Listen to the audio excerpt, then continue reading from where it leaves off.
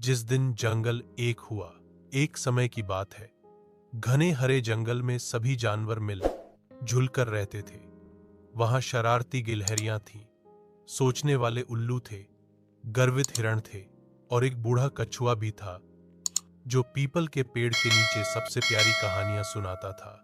हर कोई अलग था, लेकिन उनका घर एक ही था। एक दिन गर्मी की दोपहर में आसमान से बिजली गिरी और जंगल के किनारे एक सूखे पेड़ में आग लग गई। शुरुआत में आग छोटी थी, लेकिन तेज हवा चली और जल्द ही आग तेज लपटों में बदल गई। जंगल में अफरा तफरी मच गई। चिड़ियां उड़ने लगी, हिरण भागने लगे, बंदर पेड़ों पर चिल्लाने लगे। लेकिन एक छोटा सा जीव नहीं भागा। वह थी टिली, एक नन्ही चूहिया जो नदी के किनारे रहती थी। उसने आग को देखा, फिर अपने प्यारे जंगल को देखा और धीरे से कहा, हमें कुछ करना होगा साथ मिलकर। जानवर रुक गए। किसी ने सोचा ही नहीं था कि वे आग से लड़ सकते हैं। टिली दौड़कर नदी पर गई, एक पत्ते को पानी में भिगोया और उसे आग की चिंगारी पर गिरा दिया। आग बुझ गई। फिर पक्षी उड़ते हुए ऊपर से पानी भरे पत्ते गिराने लगे। हाथियों ने अपने पैरों से आग को कुचलना शुरू किया। बंदरों ने नदी से पानी पास करने के लिए एक लंबी श्रृंखला बनाई। यहां तक कि बूढ़ा कछुआ भी अपनी पीठ पर पानी भरकर आग की ओर चल पड़ा।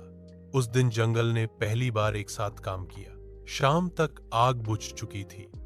धुआं अब भी हवा में था, लेकिन पेड़ अब भी खड़े थे। जंगल झुलसा हुआ था, पर बच गया था। और यह सब इसलिए हुआ क्योंकि एक छोटी सी चूहिया ने याद दिलाया, सबसे छोटी आवाज भी बड़ा बदलाव ला सकती है अगर सब सुने।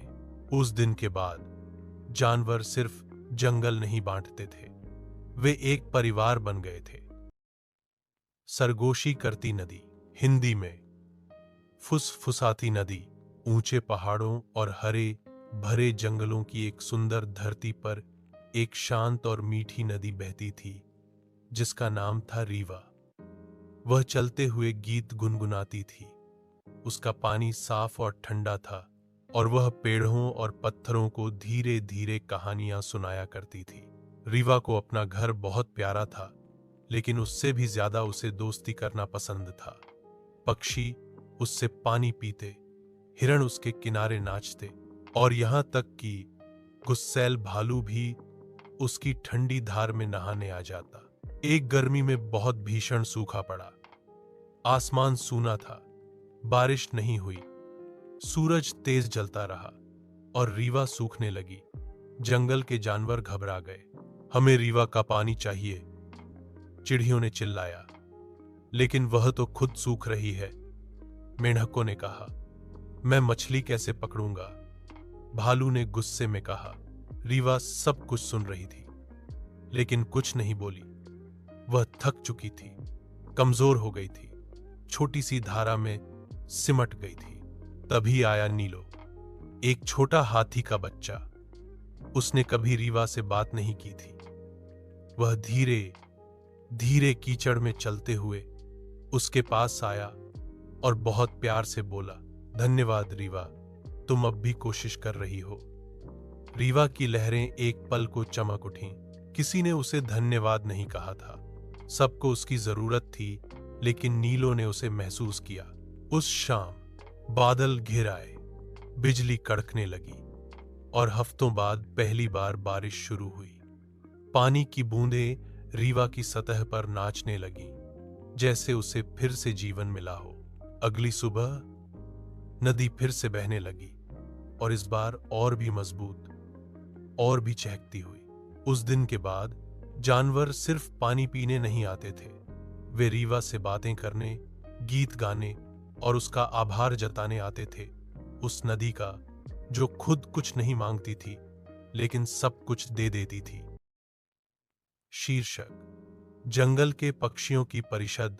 हरे भरे घने जंगल के बीचों बीच, जहां लताएं रहस्यों की तरह लिपटी थीं और झरने दिन भर गुनगुनाते रहते थे। रंग बिरंगे पक्षियों की एक बस्ती बस्ती थी। वहां तोते थे जिनके पंख इंद्रधनुष जैसे चमकते थे। उल्लू थे जिनकी आंखें सोने जैसी थीं, चमकते हुए रंगीन किंगफिशर थे। और नन्हे मुन्ने हुमिंगबर्ड जो फूलों के बीच सरसराते रहते थे। हर साल ये सभी पक्षी एक भव्य सभा करते, जिसे पंख परिषद कहा जाता था। यह सभा जंगल के सबसे ऊंचे पेड़ विशाल छतरी वाले वृक्ष के नीचे होती थी। इस साल कुछ अलग था। हवा सूखी लग रही थी और पेड़ों पर फल नहीं आ रहे थे। एक टुकन नामक बड़ा चोंच वाला पक्षी चिंतित होकर बोला, नदी सिकुड़ रही है, मछलियां कम हो रही हैं और जंगल बदल रहा है। एक बूढ़ा उल्लू, जिसका नाम ओरा था, धीरे से बोला, हमें कारण जानना होगा, इससे पहले कि बहुत देर हो जाए। फिर पक्षियों ने चारों दिशाओं में जासूस भेजे। जीना नाम की एक नन्ही हुमिंगबर्ड उत्तर गई और देखा कि इंसान पेड़ काट रहे हैं। होशियार हॉर्मिल हरी पूर्व की ओर गया और वहां धुआं उठता देखा जहां पहले घना जंगल था। और एक गर्वीला बाज आरो ऊंचाई से उड़ान भरकर सब देख आया, जंगल सच में सिकुड़ रहा था। सभी पक्षी जब वापस लौटे तो उनके दिल भारी थे। तभी एक युवा तोता पिको खड़ा हुआ और बोला, अगर हम सब पक्षी, जानवर और इंसान मिलकर कोशिश करें तो हम जंगल को बचा सकते हैं। लेकिन हमें बोलना होगा, गाना होगा और उन्हें दिखाना होगा कि वे क्या खो रहे हैं। और तब पक्षियों ने गाना शुरू किया।